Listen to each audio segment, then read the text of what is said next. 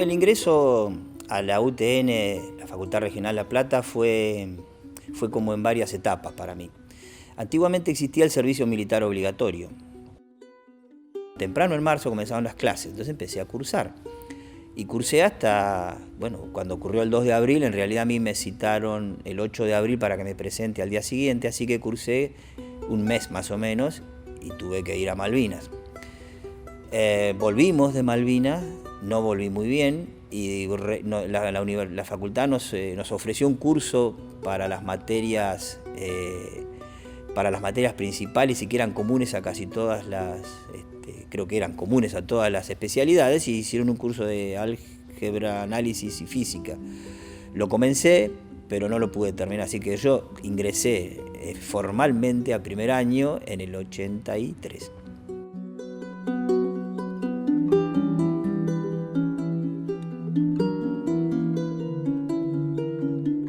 El día que salimos, que creo que fue el 12 de abril, para abordar un avión, 12 o 13 para abordar un avión y de ahí ir al sur, en los micros que nos llevaban se sube el segundo jefe de regimiento y nos dice que nos vemos en Malvinas. En ese momento yo tenía 20 años.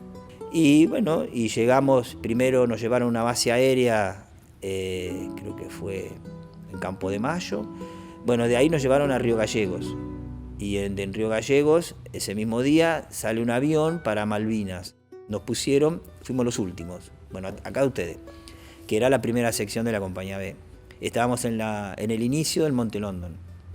Y ahí estuve hasta que fue el combate de Monte London la noche del 11 al 12 de junio.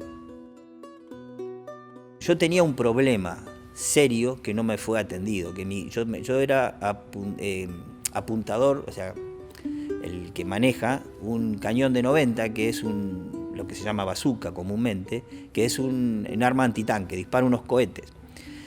Pero cuando me reincorporaron, el que me dieron a mí, yo sabía que no andaba, porque estaba en la sala de armas. Entonces me fui presentando a mi jefe de grupo, así diciendo que no me anda, que me den otro, que lo arreglen, que hagan algo. Me dice, no, ya lo arreglamos. Y yo lo probaba y lo que podía comprobar y seguía estando igual que antes. Esto no anda.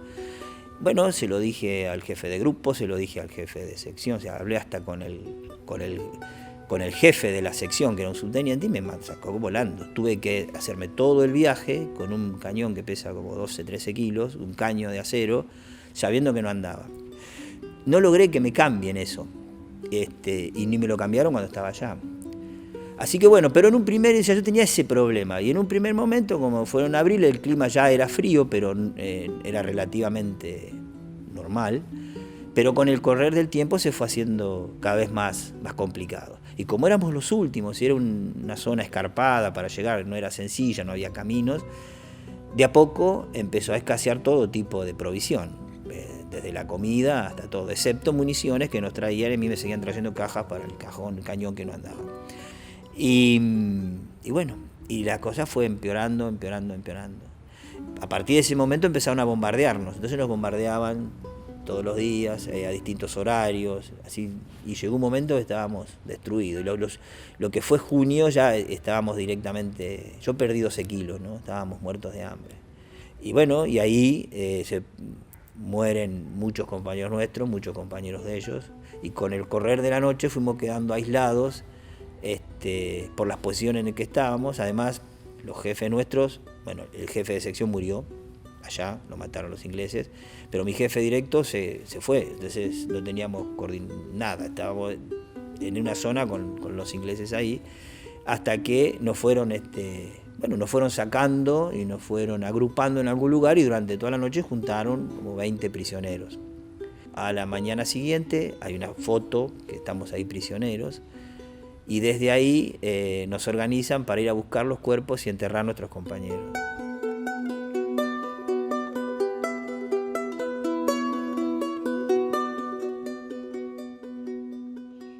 De ahí me llevaron después en otros helicópteros a Darwin. Darwin para nosotros es San Carlos, para ellos es Darwin.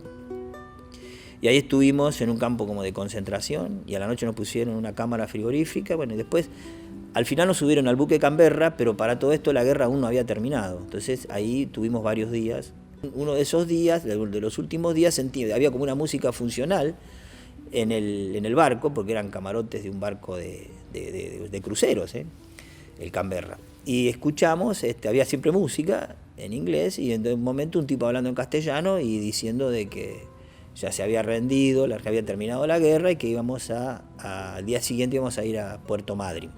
Que es toda otra historia epopéyica, que es que la gente de Puerto Madryn, sabiendo que venía el barco de Puerto Madryn, Rawson y Trelew y Gaiman, y se fueron y les ganaron de mano a los militares que querían secarnos a escondidas. Entonces les cortaron la calle y nos escoltaron caminando a los camiones y los obligaron a que nos muestren. Y eso se conoce como el día que Madryn se quedó sin pan. Es así porque para ellos es como una fecha patria. El pueblo de Madryn nos dio, digamos, nos daba comida, nos abrazaba, nos pedía que le demos algo. A algunos los llevaron a la casa a comer, o sea, fue una noche mágica. Ellos lo recuerdan todavía. Y ahí, porque para nosotros también, decir, bueno, perdimos la guerra, no, también había como una especie de culpa o de qué nos iba a tocar al volver. Y chicos, era la dictadura. Vos no te presentabas al servicio militar, 4 años preso en un calabozo haciendo medalla con monedas estabas. Y nosotros ahí vimos que la gente sí nos quería. Y la verdad que nos levantó muchísimo. Lo mismo cuando llegamos a La Plata. Llegamos a La Plata 3 días después y estaba llena. Nos traían en unos micros y desde Villa Elisa hasta ahí, hasta 1951 gente. Y entre la Plaza Moreno y Plaza Hoy en las Malvinas era un mar de gente. Los militares querían tenernos unos días para que recuperemos peso. Pero la presión nosotros no lo sabíamos eso, pero la presión de la gente hizo que al final nos saquen. Pero antes de largarnos, nos hicieron hacer un cuestionario y una lavada de cabeza sobre lo que podíamos y lo que no podíamos decir. Y nos hicieron hacer una especie de declaración jurada que nos dijeron que podía usar en contra nuestra y que no podíamos hablar con periodistas. Bueno, cuando volví, tenía que volver cuando volví no estuve bien, estuve 10 días estuve en cama con atención médica por una gastroenteritis, o sea, tenía el estómago muy mal, hasta que más o menos recuperé. Después estaba desnutrido, tuve que empezar a hacer como una dieta, me llevó tiempo. Empecé a salir como al mes más o menos, y me entero de que de la facultad estaba organizando darnos algún curso para que tratemos de salvar algo del año. Pero yo también tenía claro que tenía en la vida una oportunidad, y la oportunidad era estudiar. Y bueno, y entonces la facultad me ayudó a mí y a todos los que lo hicimos. No todos terminaron, pero nos sirvió a todos los que que ingresamos seguro. Algunos terminamos la facultad con los años, pero a todos en ese momento fue como una tabla de salvación, ¿sí? Algo en qué pensar de forma positiva.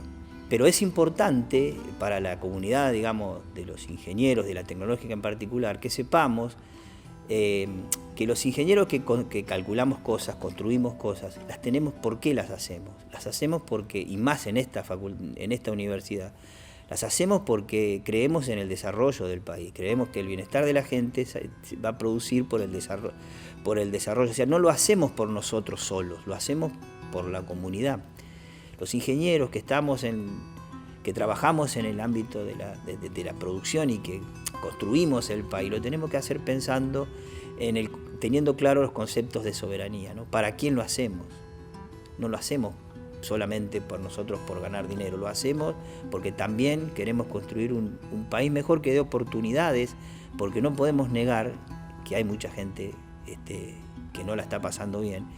Y me da también como una especie de sensibilidad extra con el que sufre, con el que padece, porque nosotros lo padecimos. O sea, si hay una cosa que me quedó de Malvinas es el terror al hambre. Terror. No volver a pasarlo nunca más, y me conmueve cuando ocurre.